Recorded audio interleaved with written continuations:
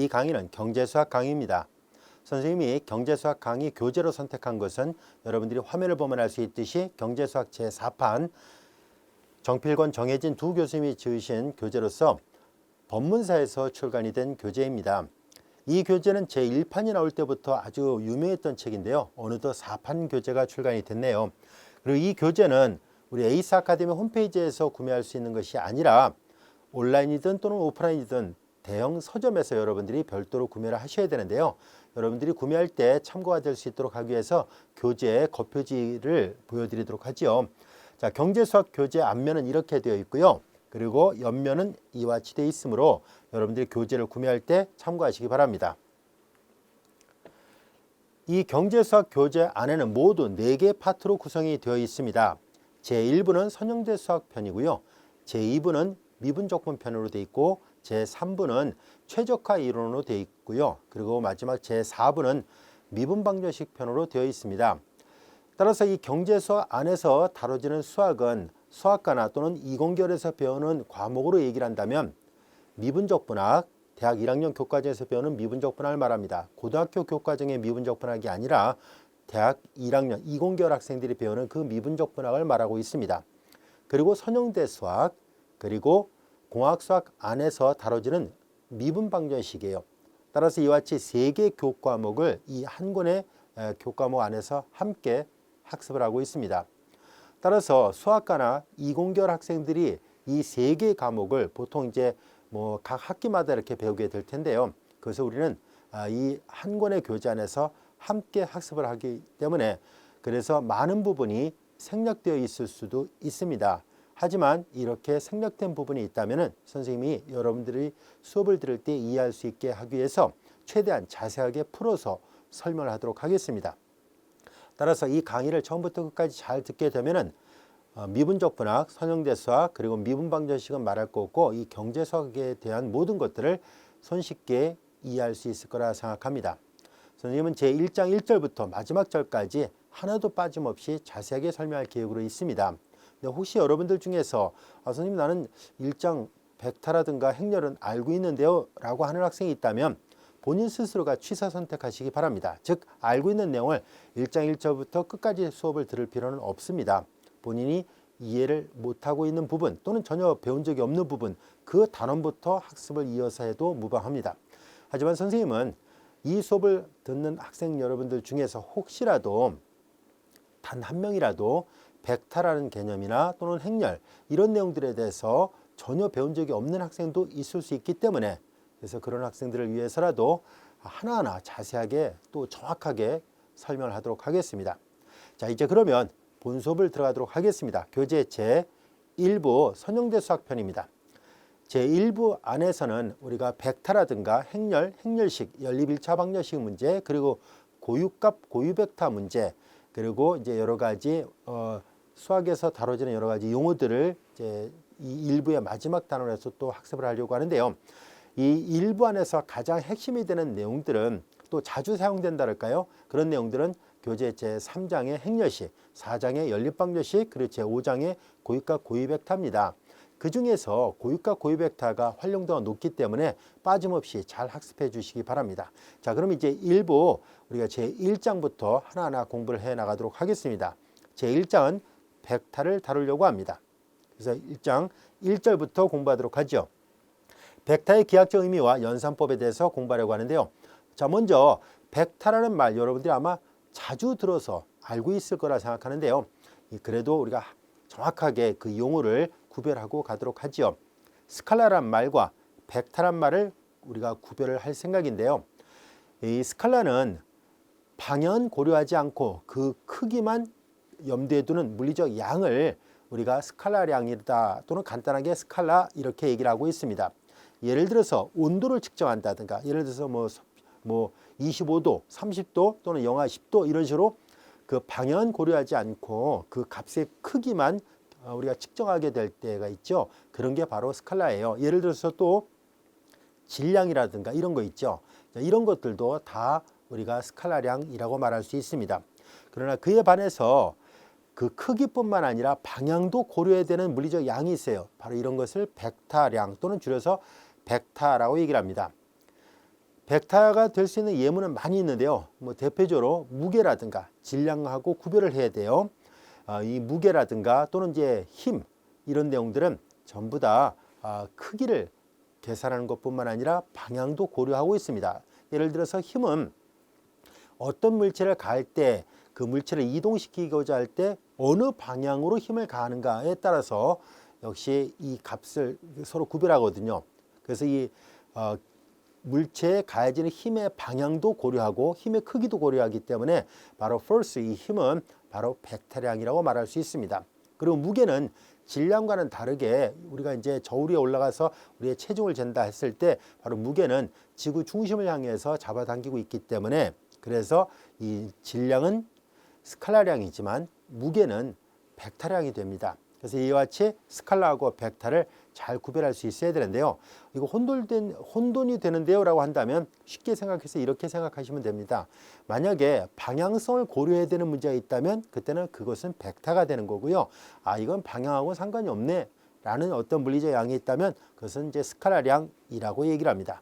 자, 이제 스칼라하고 벡터 충분히 구별할 수 있겠죠. 자, 우리가 스칼라라는 것은 우리가 보통 지금까지 암묵적으로 사용했던 그런 수들을 얘기한다고 생각하면 돼요. 예를 들어서 뭐 자연수, 실수 이런 것들은 전부 다 통틀어서 스칼라량이 되거든요. 따라서 우리의 관심을 끄는 것은 바로 이 벡터입니다. 왜냐하면 스칼라에 대해서는 충분히 우리가 어느 정도 인지하고 있고 많이 학습을 했기 때문에 이제 이 절의 제목처럼 벡터에 대해서 좀 더 집중적으로 학습을 해보려고 합니다. 자, 이제 우리는 벡터의 그 표현 방법을 하나 약속하려고 하는데요. 이 벡터는 가장 대표적으로 많이 사용하는 표현 방법은 바로 화살표를 이용해서 표시하는 겁니다. 여러분들이 물리학책이라든가 다른 공학책 같은 걸 얼핏 이렇게 본 적이 있다면 화살표 표시한 게 굉장히 많이 있다는 것을 알 수 있는데요. 바로 벡터를 표현하는 여러 가지 방법 중에 하나로서 이 화살표를 사용하는데요. 시각적으로 눈에 확 들어오기 때문에 이해하기가 아주 쉬워요. 그래서 다루기도 쉽고 이해하기도 쉽다는 장점 때문에 벡터를 처음 공부할 때 이 화살표를 이용해서 많이 사용하게 되는데요. 화살표를 이용해서 벡터 어떻게 표현하는지 한번 보겠습니다. 자, 이렇게 화살 표시했을 때 여기를 이 벡터의 시점, 여기를 종점이라고 얘기를 합니다. 이때 시점을 우리가 만약에 A로 표시하고 종점을 B라 표시했다면 이 벡터는 그림으로 보면 이렇게 되고요. 수학규를 써서 표시한다면 왼쪽은 바로 시점을, 오른쪽은 종점을 써서 표현하기로 약속을 하고 이때 점을 표시하는 것은 알파벳 대문자를 써서 표현하기로 약속을 합니다. 그리고 이것이 벡터예요 라는 것을 강조하기 위해서 머리 위에다 화살표를 써서 표시하는데요. 이렇게 왼쪽이 출발점, 오른쪽이 도착점이에요. 시점, 종점 이렇게 구별을 하고 있습니다. 자, 이제 이렇게 벡터를 표시할 때 기하학적으로 이해하기 쉽게 화살표를 써서 표시하게 되는데요. 우리는 이번에는 또 다른 벡터 하나 더 있었다고 가정해 보겠습니다. 그런데 우리는 이 또 다른 벡터를 선택을 할 때 이 왼쪽에 있는 A에서 B로 가는 벡터와 위치는 서로 다른 위치에 있지만 그리고 시점의 위치, 종점의 위치가 각각 C하고 D로 되어 있을 때 우리가 편의상 크기를 재보니까 이 길을 재보니까 똑같다라고 가정해 봅시다. 편의상. 그리고 방향도 예를 들어서 X축과 이루는 각의 크기가 뭐 동일하다. 즉 크기와 방향이 같다라고 가정을 하겠습니다. 그러면 이 벡터와 이 벡터는 다시 쓰면 C에서 D로 가는 벡터였으니까 이거죠. 두 개의 벡터는 시각적으로 봤을 때 서로 떨어져 있거든요. 그럼에도 불구하고 우리는 이 두 개의 벡터 크기와 방향이 일치할 때를 얘기합니다. 크기와 방향이 일치할 때는 두 개의 벡터는 서로 같다라고 약속하고 우리가 많이 보는 이런 등호 관계를 써서 표현하고자 합니다. 이제 이렇게 AB 벡터와 CD 벡터가 서로 같다, 동등하다 또는 이제 상등이다라고도 표현하는데요. 그냥 우리말로 이제 같다라고 얘기를 하면 됩니다. 자, 이제 우리는 AB하고 CD가 이렇게 같은 경우는 다시 얘기하지만 크기와 방향이 같을 때입니다. 두 벡터의 크기와 방향이 일치할 때입니다. 같을 때입니다. 그럴 때 우리는 이렇게 두 개의 벡터는 같다라고 표현하고 있습니다. 자, 그렇다면은 이 상등관계 또는 이제 동등관계라고도 얘기를 하는데요. 이 상등관계로부터 그러면 시점과 종점이 서로 다를지라도 크기와 방향만 같으면 두 개의 벡터가 같기 때문에 그러면 출발점과 도착점이 큰 의미가 없게 된다는 것을 알 수 있습니다. 그래서 그러면 이 두 개의 벡터 어차피 같으니까 시점이 A다, 시점이 C다, 그리고 종점이 B다, 종점이 D다 이런 표현을 굳이 쓸 필요가 없지 않겠는가 하는 얘기예요. 그래서 조금 더 간결하게 벡터를 표현하는 방법을 알아보려고 하는데요. 그래서 우리는 다음 같은 새로운 기호 표기를 하나 약속하려고 합니다. 바로 알파벳 소문자 머리 위에다가 이렇게 화살표를 써서 표현하기로 하겠습니다. 여기도 알파벳 소문자 머리 위에다 화살표를 써서 그냥 편의상 A, 얘는 B 이렇게 구별해서 표현할 것인데요. 즉 이런 표현도 가능하지만 이런 표현으로도 두 벡터의 상등 관계를 말할 수 있게 됩니다. 크기와 방향이 같으면 두 개의 벡터가 같으니까요. 자, 그래서 우리는 이렇게 시점과 종점을 일일이 명시해야 될 필요가 있다면 여전히 이 기호를 사용하겠지만 굳이 그럴 필요가 없을 때는 좀 더 간결하게 이렇게 표현하기로 약속을 하겠습니다. 자, 그리고 우리는 이렇게 알파벳 소문자의 머리에다 화살표를 써서 벡터를 표현하기도 하지만 또는 다음같이도 표현하기로 하겠습니다. 이 기호 표기하고 이 기호 표기는 같은 걸로 약속을 하겠습니다. 바로 A 벡터의 굵은 글씨체로 볼드체를 써서 이제 얘는 벡터라는 것을 강조합니다. 알파벳 소문자가 굵은 글씨로 되어 있으면 벡터의 의미로 사용하고요. 굵은 글씨가 아니라 그냥 흐릿한 글씨로 되어 있으면 그냥 스칼라를 써서 표현한다라고 구별하겠습니다. 즉 스칼라는 이렇게, 벡터는 이렇게 서로 구별이 가능합니다. 자, 그런데 이제 칠판에다가 이렇게 글씨를 써서 할 때요, 여러분들이 화면상으로 볼 때 선생님이 지금 벡터를 표시한 건지 아니면 스칼라를 표시한 건지 잘 구별이 안 간다라고 생각할 수도 있을 거예요. 그래서 벡터는 앞으로 이렇게 머리 위에다 계속 화살표를 써서 표현하기로 하겠습니다. 물론 선생님이 판사하면서 그냥 이렇게 볼드체를 써서 표현하기도 할 거예요. 그런데 두 개를 혼용해서 쓰지만 혹시 잘 구별이 안 된다 싶으면은 주로 이 기호를 강의할 때 많이 쓰도록 하겠습니다. 그러나 보통은 대부분의 선형대 수학 교재는 볼드체로 체계에서는 이제 이렇게 기술되어 있으니까 같은 의미로 사용한다라고 알아두세요. 자, 마찬가지로 얘도 볼드체로 굵은 글씨체로 이렇게 벡터를 강조하기 위해서 이렇게 굵은 글씨체로 표시를 해서 나타내도록 하겠습니다. 자, 이제 우리는 이렇게 벡터를 표시할 때 이렇게도 표현할 수 있고 이렇게도 할 수 있고 이런 글씨로도 쓸 수 있구나라는 것을 알게 됐습니다. 자, 이제 그렇다면 자, 화살표를 이제 써서 구별할게요. 어떤 두 개의 벡터 있다라 보겠습니다. 하나는 A 벡터, 또 다른 벡터 B 벡터 있었다라고 가정할게요. A 벡터가 이렇게 되어 있는 벡터고, 자, B 벡터 이렇게 있는데 이 벡터의 상등관계의 정의로부터 위치에 상관없이 크기와 방향이 같으면 두 개의 벡터가 같다라고 얘기를 했었으니까 그 여기쯤에 이렇게 있는 벡터는 적절하게 우리가 벡터의 상등관계를 이용해서 여기쯤에 있었다고 가정했던 이 벡터랑 크기와 방향이 같으면 되잖아요. 그러니까 우리는 이 벡터의 상등관계를 해서 이 벡터를 다루지 말고 그림을 그려서 이해하기 쉽게 하기 위해서 이제 우리는 이렇게 시점이 일치되는 그런 벡터를 하나 선택하도록 하겠습니다. 그래서 우리는 앞으로 벡터를 자연스럽게 이 상등관계로부터 벡터는 서로 간에 평행이동을 시켜서 시점을 일치시킬 수가 있어요. 아시겠죠? 그래서 이렇게 표시하려는 것은 여러 가지 기하학적인 그림을 그리기 쉽게 하기 위함이고요. 이런 기하학적인 그림을 통해서 벡터라는 이 추상적인 개념을 좀 더 쉽게 이해하려고 합니다. 자, 우리는 A하고 B의 합을, 두 벡터의 덧셈을 어떻게 정의할 것인가 하는 얘기인데요. 두 벡터의 합을 우리가 기하학적인 그림으로 먼저 정의하면 다음 같은 말로 정의하도록 하겠습니다. 자, 이 두 개의 벡터에 의해서 이루어지는 평행사변형의 이 대각선 벡터예요. 이 대각선 벡터 A 벡터, B 벡터의 합은 이 두 개의 벡터의 합은 이렇게 대각선 방향으로 나타나는 이 벡터로 정의를 하려고 합니다. 이것을 두 개의 벡터의 합이라고 얘기를 합니다. 자, 이제 이렇게 해서 이 도형을 잘 보면 평행사변형으로 되어 있잖아요. 그래서 이것을 우리가 두 벡터의 합을 평행사변형의 법칙이라고 얘기를 합니다. 자, 그런데 옆에 보면 삼각형의 법칙이라고 우리 교재에도 그림이 그려져 있죠. 이 삼각형의 법칙이라는 것은 무슨 말이냐면, 자, 여기에서 이 A 벡터를 띄어서 다시 그려보고요. 자, 요 벡터 B 벡터인데 요 평행사변형에서 요 변이나 요 변이는 똑같은 변이잖아요. 따라서 요 벡터를 이렇게 옮겨서 이쪽에다 놓겠습니다. B 벡터를 이렇게 놓으려고 합니다. 그러면 여기서 정의했던 A에서 B로 가는 건 이거 똑같은 벡터잖아요. 그래서 이렇게 A, B의 합이 이렇다라고 이 그림을 갖고 설명할 수도 있는데요. 그래서 이 그림은 우리가 보다시피 삼각형 모양이 나왔기 때문에 삼각형의 법칙이라고도 얘기를 합니다. 그래서 이제 두 개의 벡터의 덧셈은 평행사변형의 대각선 벡터 방향으로 가게끔 한 거고요. 요 그림을 보면 알 수 있듯이 A에다가 이어서 B를 더하면 이렇게 가는 벡터예요. 자, 요 그림을 좀 더 자세하게 설명한다면 이런 말이에요.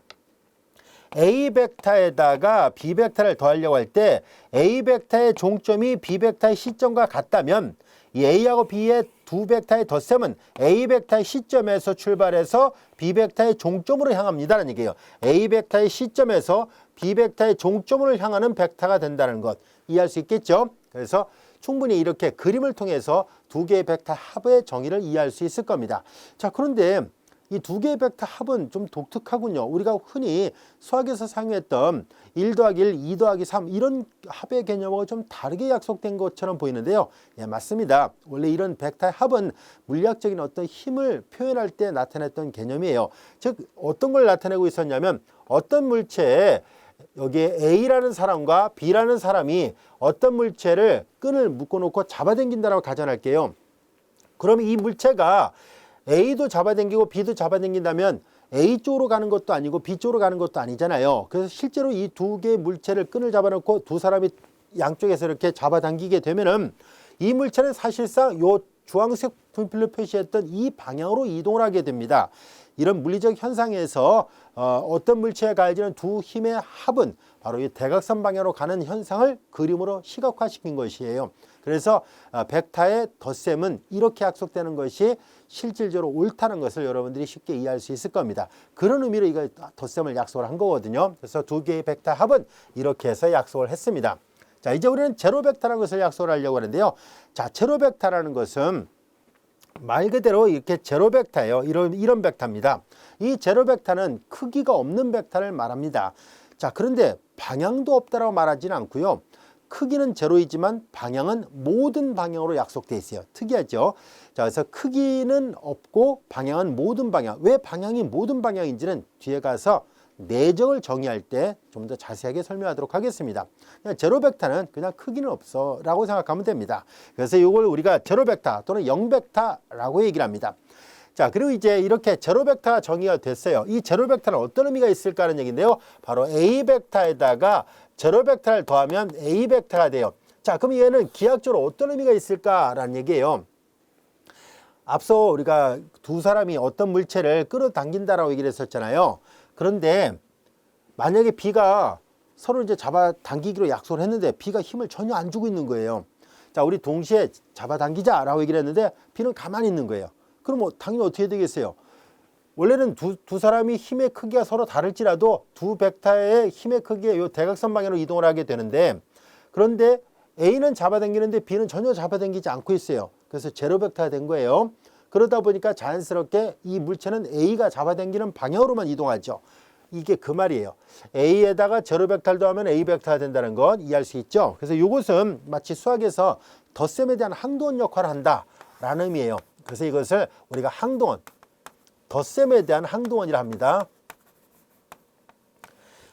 그런데 벡터는 곱셈이 정의되어 있지 않아요. 덧셈하고 스칼라 곱셈 두 개만 정의되어 있고요. 나중에 곱셈이 아닌 다른 두 가지 프로덕트가 정의돼요. 하나는 인너 프로덕트 내적, 하나는 아우터 프로덕트 외적이라는 것이 정의되는데 곱셈이 아니에요. 그래서 벡터는 기본적인 연산이 덧셈하고 스칼라 곱셈이 정의되어 있고 추가적으로 인너 프로덕트와 아우터 프로덕트 두 개가 별도로 정의되어 있어요. 그래서 곱셈은 정의되어 있지 않은 상태예요. 그래서 그냥 항도원이라면 덧셈에 대한 항도원이구나 라고 생각하면 되고요. 좀 더 자세하게 설명하기 위해서 덧셈에 대한 항도원이라고 얘기를 하도록 하겠습니다. 자, 그래서 0벡터는 바로 이 제로 벡터는 덧셈에 대한 항도원 역할을 합니다.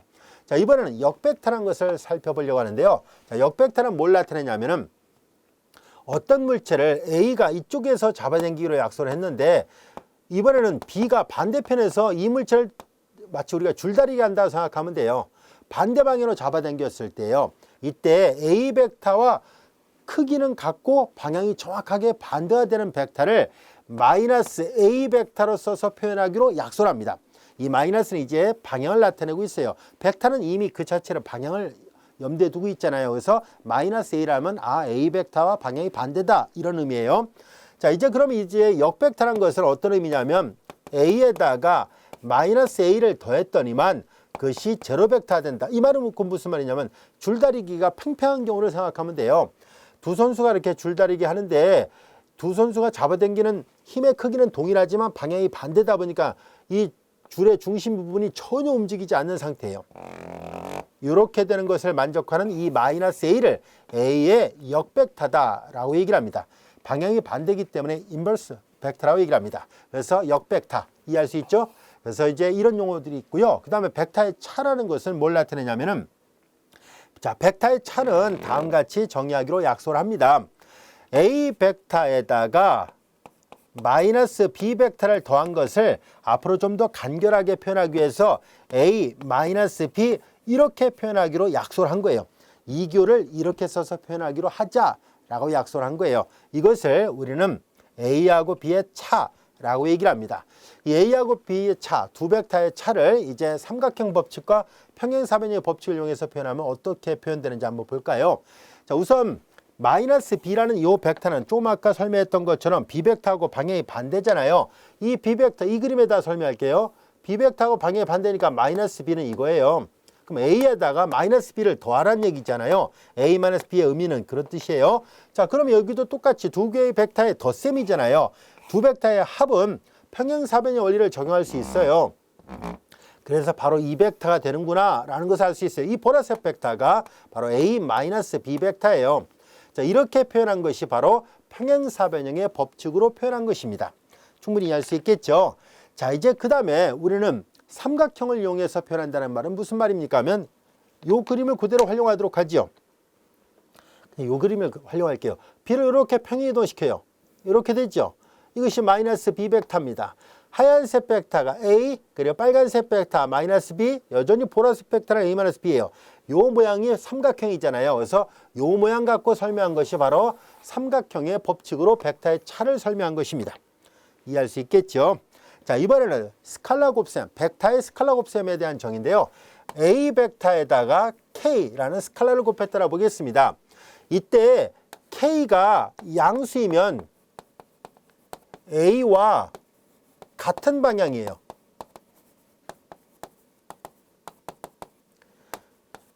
만약에 K가 음수라면 A와 반대 방향을 나타냅니다. 그래서 만약에 K가 플러스 2예요. 그러면 2A라면 A 벡터는 방향은 같은 방향이구나. 근데 만약에 마이너스 3이에요. K가. 그럼 방향은 반대구나 라는 뜻이에요. 자, 이때 이 K의 크기가 1보다 작으면 축소를 나타내고요. K의 크기가 1보다 크면 확대를 나타납니다. 자, 그래서 예를 들어서 어떤 A 벡터 이렇게 있을 때 2분의 1 A라 한다면 2분의 1 A예요. 방향은 같아야 돼요. 플러스잖아요. 2분의 1 A 벡터라면은 이 앞에 곱해진 이 상수가 양수니까 같은 방향을 향하고 있는데 2분의 1이라 했으니까 크기는 반으로 줄어든다는 것을 말해줍니다. 자, 그리고 이제 마이너스 A라는 마이너스 만약에 뭐 3분의 1 정도 해봅시다. 마이너스 3분의 2 A 벡터라면은 보다시피 마이너스에 있으니까 A하고는 방향이 반대가 되고요. 대신 요 길이의 3분의 2만큼으로 줄어들어야 돼요. 이해할 수 있겠죠? 그리고 만약에 2배이다 라고 한다면 이거예요. 방향은 같은 방향이고 크기는 2배로 늘려놓은 거예요. 마찬가지로 마이너스 3이라면 마이너스 3A라면 A 벡터는 방향이 반대이고 3배로 확대를 한 것을 말합니다. 이제 이것이 바로 벡터의 스칼라 곱이라는 개념이에요. 어렵지 않죠? 자, 이제 우리는 이 벡터를 표현할 때 우리가 조금 전에 살펴본 것처럼 화살표를 이용해서 표현하는 것은 직관적으로 또 시각적으로 쉽게 이해할 수 있다는 좋은 장점이 있습니다. 하지만 벡터의 덧셈을 이해할 때 이렇게 일일이 그림을 그려야 된다는 번거로움이 있습니다. 물론 두 개의 벡터의 덧셈이나 뺄셈은 그림으로도 쉽게 이해할 수 있지만 만약에 세 개의 벡터 또는 네 개의 벡터를 더하거나 뺄 때는 당연히 복잡할 수밖에 없죠. 그래서 그걸 일일이 그림으로 그린다는 것은 결국은 한계가 있다는 것을 알 수 있습니다. 처음에 이해할 때는 이 화살표 표시가 굉장히 쉽고 편리했었습니다만 막상 여러 개를 다루려고 할 때는 불편하다는 것을 알 수 있습니다. 그래서 우리가 좀 더 셈을 빠르고 편리하게 하기 위해서 이 벡터를 표현하는 다른 방법이 없을까 하는 것을 알아보려고 합니다. 자, 그래서 우리는 다음과 같이 직교좌표계에서 생각을 해보도록 하겠습니다. 자, 직교좌표계에 한 점이 있다라 볼게요. 자, 이 점의 좌표가 A1, A2라 보겠습니다. 즉 제1성분이 A1이고 여기가 A1이고 제2성분이 A2가 됐을 때 각각 이렇게 좌표축에 제1성분의 좌표축이 X축, XY축이라 할까요? 그 다음에 여기는 X2축 또는 그냥 XY축이라 해도 돼요. 자, 수선의 발을 내렸을 때 그 성분이 A1, A2라 하고 편의상 그냥 일사분면을 했으니까 계산하기 좋게 A1, A2가 양수였다라 볼게요. 자, 그러면 이렇게 좌표평면상에 한 점이 있었을 때 우리는 다음 같은 것을 생각해 보려고 합니다. 시점이 원점이고 종점이 요점으로 향하는 벡터가 하나 정확하게 결정이 되겠죠. 우리 이 벡터를 A 벡터라 해보겠습니다. 자, 시점은 원점이고 종점이 A1, A2가 되는 벡터를 정확하게, 왜냐하면 길이가 정해지지요. 각도 정해지잖아요. 그래서 크기와 방향을 정확하게 결정할 수 있으니까 좌표평면상에 한 정점이 있다면 시점을 원점으로 하고 그리고 정점을 요 하나의 고정점이라는 뜻이에요. 정점을 종점으로 하게 되는 하나의 벡터를 생각해 볼 수 있을 겁니다. 그리고 이런 화살표가 당연히 유일하게 존재하게 돼요. 그 다음에 이제 거꾸로도 생각해 볼까요? 만약에 시점이 원점이 있고 그리고 이 A라는 벡터가 이렇게 크기와 방향이 정확하게 결정되는 하나의 벡터가 있었다라고 가정하겠습니다. 그러면 이 벡터의 이 종점 부분, 여기 시점이고요. 이 종점 부분에 해당되는 점의 좌표를 우리가 자를 가지고 일일이 다 계산해서 구했다라고 가정할게요. 얘가 A1이고 A2였다면 이 종점의 좌표는 당연히 A1, A2로 결정이 되겠죠. 이 벡터가 주어진 순간 이 종점의 좌표는 이 끝점으로 결정이 되기 때문에 결과적으로 점이 주어질 때 벡터를 유일하게 결정할 수 있고요. 또한 벡터가 주어졌을 때 종점의 좌표를 유일하게 결정할 수 있다라는 것을 알게 됐습니다. 자, 그래서 우리는 다음과 같이 표현해 보도록 하겠습니다. 이 벡터를 앞으로는 그림으로만 표현하는 것 말고, 물론 그림으로 표현하는 것도 좋은 방법 중에 하나지만 앞으로 우리는 이 벡터를 이 종점의 좌표랑 동일시해서 우리가 사용하도록 하겠습니다. 즉, 이 A 벡터를 우리가 A1, A2와 동일시하도록 하겠습니다. 자, 우리 책에 보면, 책을 읽다 보면 이렇게 등호가 아니라 줄이 세 줄 그어져 있는 게 있거든요. 이것은 뭘 뜻하냐면은 약속을 하겠습니다라는 기호 표기예요. define 한다는 뜻이에요. 즉 우변을 좌변으로 또는 이제 좌변을 우변으로 약속하겠습니다 라는 뜻입니다. 즉 상등 관계는 같다라는 의미지만 이것은 이제 앞으로 이걸 이렇게 사용하겠습니다 라는 얘기예요. 이게 처음 정의할 때 사용하는 수학 규율이에요. 그리고 이렇게 약속이 되면 그 다음부터는 이렇게 줄 세 줄 긋지 않고 그냥 이미 약속을 했으니까 이 순간 이제 약속을 했으니까 이 순간 이후부터는 그냥 이렇게 바로 등호를 써서 우리가 사용하도록 하겠습니다. 자, 이제 이건 이제 이렇게 벡터 하나 주어지면 벡터를 이렇게 종점의 좌표로서 표현할 수 있다. 이렇게 약속을 하자라는 뜻입니다. 자, 이것을 벡터의 성분 표현이다라고 얘기를 합니다. 이것을 제1성분, 얘를 제2성분이라고 얘기를 합니다. 이 벡터의 성분 표현은 벡터의 연산을 할 때 아주 유용하게 사용할 수 있는 좋은 연산법입니다. 그래서 우리는 이렇게 벡터를 성분 표현하도록 하겠습니다. 자, 여기 나와 있는 이 성분 표현이란 말 뜻 이해할 수 있겠죠?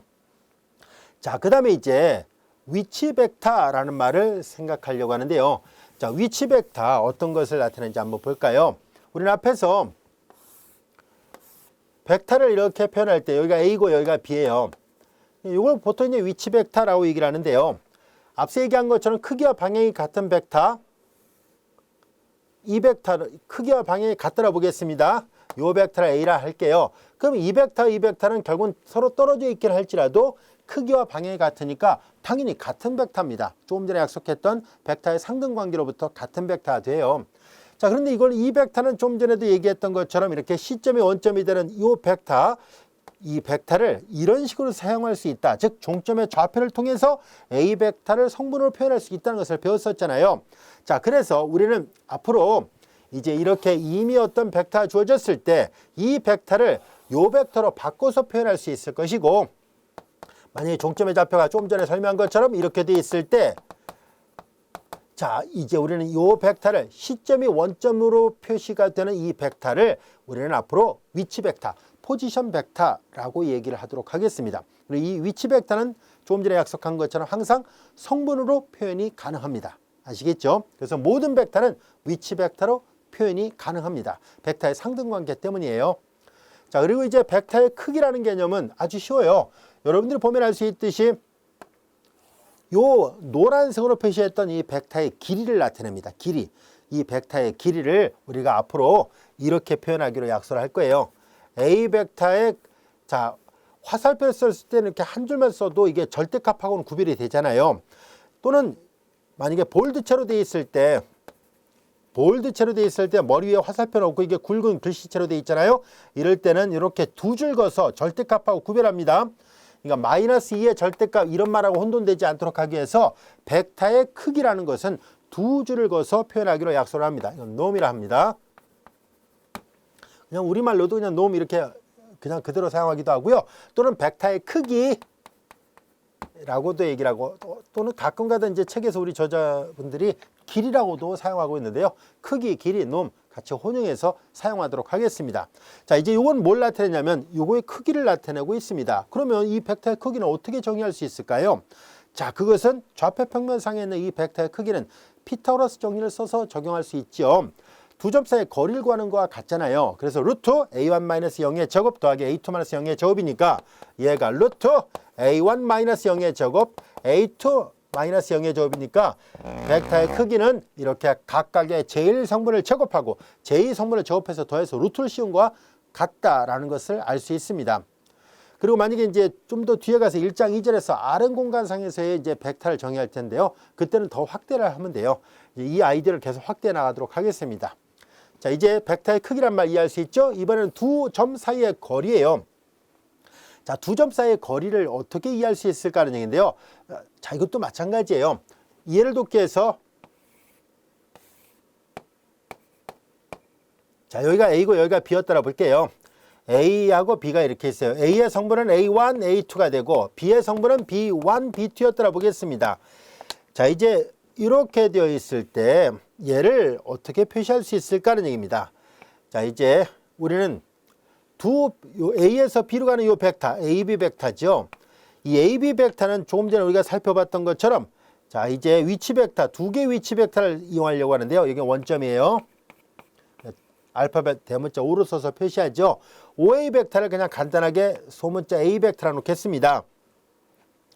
자, 그 다음에 이제 시점이 원점이고 종점이 B로 가는 이 벡터를 간단하게 B 벡터라 놔보겠습니다. 그러면 조금 전에 우리가 벡터의 덧셈을 정의했었죠. 또한 뺄셈도 약속을 했었고요.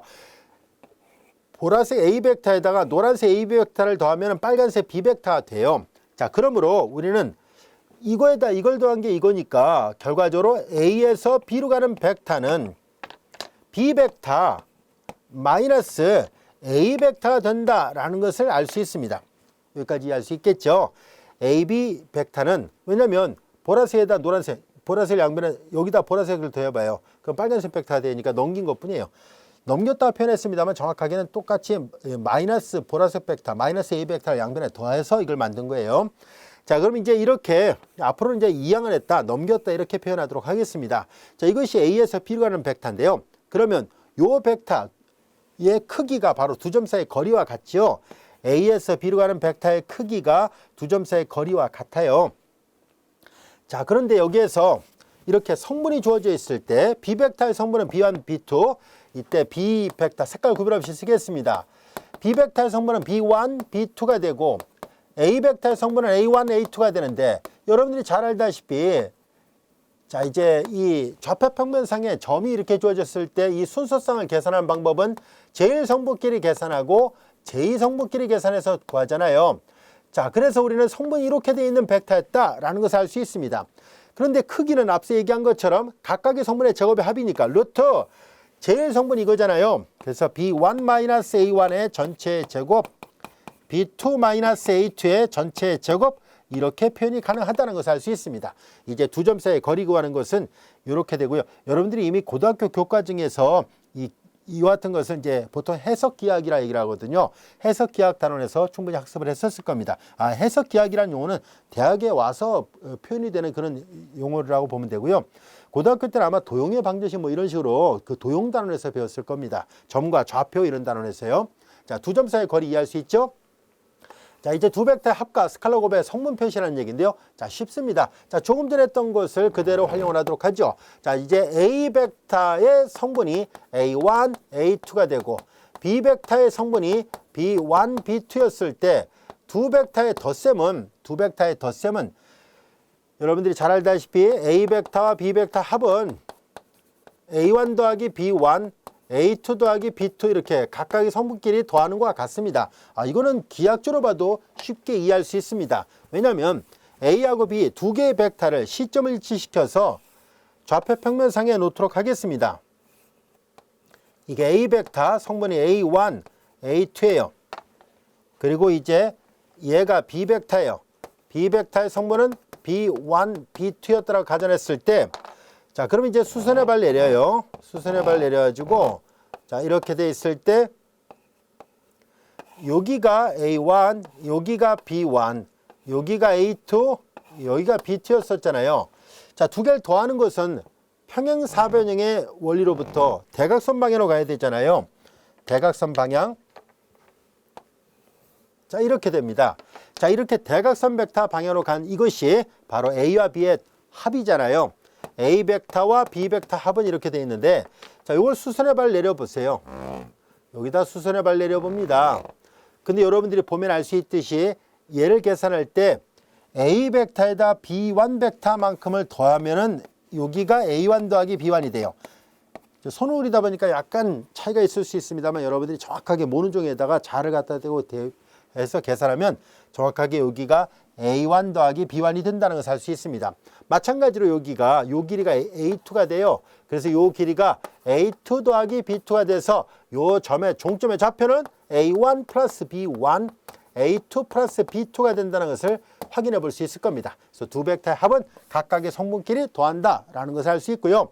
그 다음에 A 벡터에다가 스칼라별을 합니다는 얘기는 벡터를 늘렸다 줄였다 또는 방향을 바꾼다 이런 의미거든요. 각각의 성분에다 스칼라별을 합니다. KA1, KA2가 돼요. 역시 그림으로도 똑같이 스칼라별을 설명할 수 있는데요. 그러면 충분히 이해할 수 있을 거니까 생략하도록 하겠습니다. 자, 이렇게 해서 두 벡터의 합 스칼라 곱에 대한 성분 표현 충분히 이해할 수 있겠죠.